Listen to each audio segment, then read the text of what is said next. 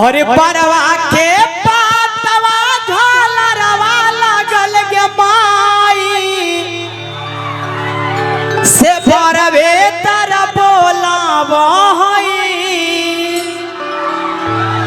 अच्छा बर्तर बोलावे वाला तनी हाथ उठा दी भैया।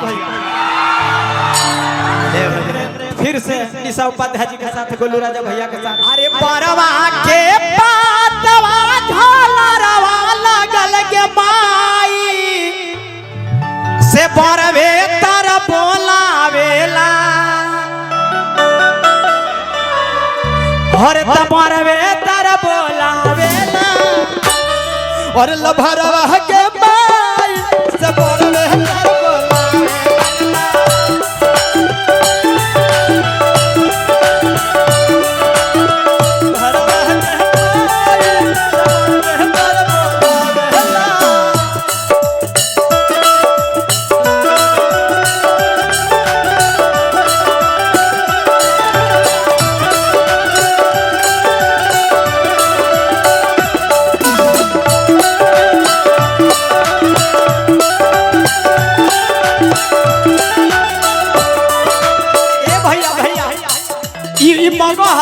मगह में जाने वही होला हियो मगहिया वही जगहिया कर दे पूछन रह गए।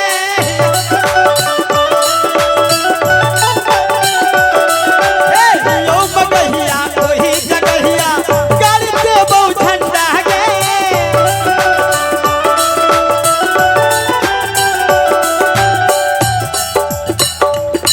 अरे बुढ़वन के देख कहल जाता बुढ़वन के देख कहल जाता झूठल हो बहुते बंडा गे। अरे हाउ ही जा बड़ी बंडा गे।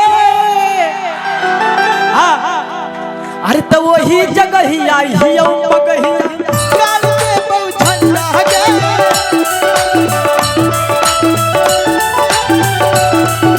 हियो मगहिया वही जगहिया काल के बहु झंडा गे।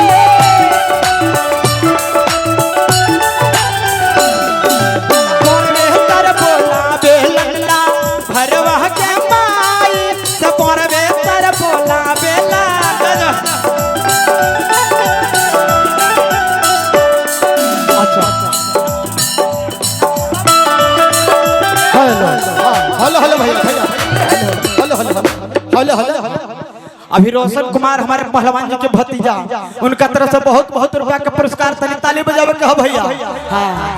तो हमनी के मगह में का बा एकदम ठेठ मगहिया बोले ले ठीक ना कैसे। अरे चल चल धनिया गे अरे अरबल सहरिया कीन देबो। हां हां कीन देबो किनवा ना तो हाथ उठा दा देखिए इधर से लोग हाथ उठाई भैया तनी।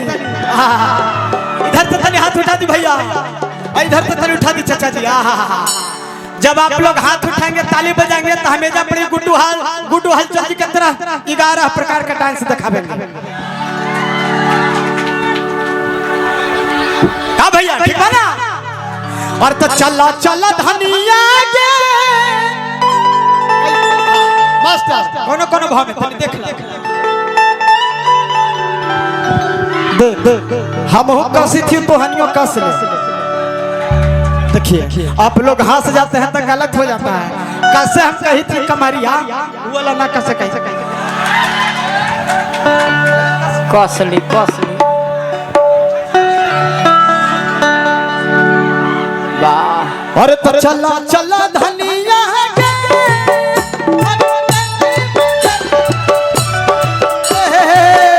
कच्ची कुची कोई अरवल जिला से निकला था कोई धक्के मार देता।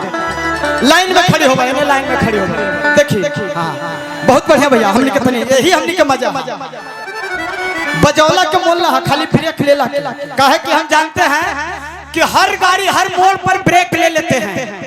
हर गाड़ी हर मोड़ पर ब्रेक लेते हैं। अब बुढ़ो चाचा समय देख के दूसरा के तावा पर रोटी सेक लेते हैं।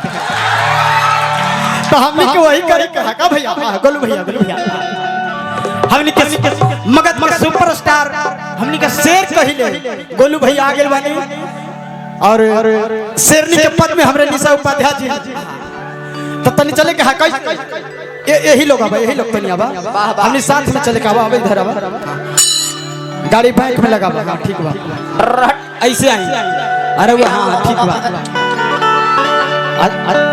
हां अब ठीक बा देखिए जैसे जैसे हम चलब वैसे वैसे चले के हां हां भैया तनी तैयार हो जी हां तोहनी गान बा धुक लेके तैयार हो जी भैया और त चला चला धनिया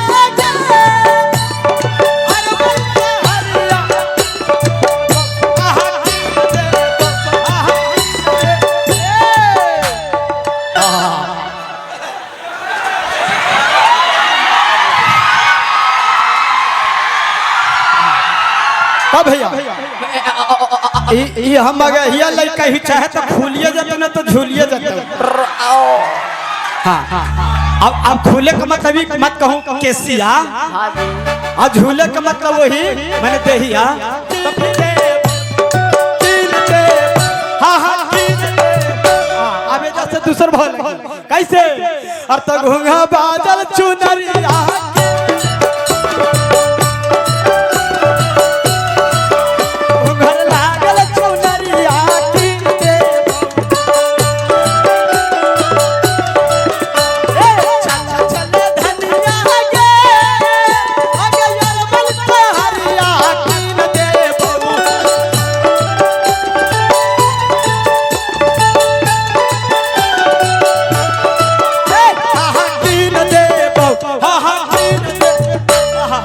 और तो घोंघर लागल चुनरिया